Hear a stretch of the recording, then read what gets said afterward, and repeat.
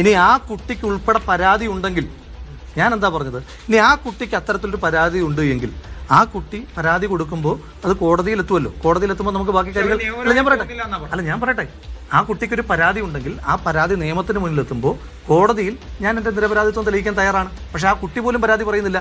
പിന്നെ ആ കുട്ടി ഹൂ കേഴ്സ് എന്നല്ലോ പറഞ്ഞത്.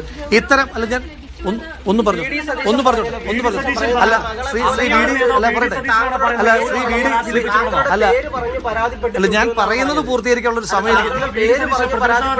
അല്ല ഞാൻ വാർത്താ സമ്മേളനം കേട്ടു, പ്രതിപക്ഷ നേതാവിന്റെ വിശ്വാസം എടുക്കുന്നില്ല, കുട്ടി പരാതി കൊടുത്തു, പ്രതിപക്ഷ നേതാവ് പറയുന്നു.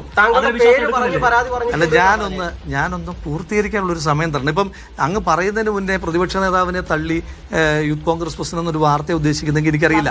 ശ്രീ വി ഡി സതീശന്റെ പത്രസമ്മേളനം നിങ്ങൾ കണ്ടതുപോലെ തന്നെ കണ്ട ഒരാളാണ് ഞാൻ. അദ്ദേഹം പറഞ്ഞത് ഇതുവരെ എൻ്റെ മുന്നിൽ പരാതികളൊന്നും വന്നിട്ടില്ല എന്ന് പറഞ്ഞിട്ടാണ് അദ്ദേഹം തുടങ്ങിയത്. ഇനി ഇപ്പോഴും അദ്ദേഹത്തിന് എന്തെങ്കിലും ഒരു പരാതി കിട്ടിയതായിട്ട് എന്നോട് പറഞ്ഞിട്ടില്ല. ഇനി അദ്ദേഹത്തിന് എന്തെങ്കിലും പരാതി കിട്ടിയിട്ടുണ്ടെങ്കിൽ നിങ്ങളാണ് അദ്ദേഹത്തോട് ചോദിക്കേണ്ടത്. നിങ്ങൾക്ക് ശ്രീ രാഹുൽ മാങ്കൂട്ടത്തിൽ എന്ന് പറയുന്ന വ്യക്തിയെ പറ്റി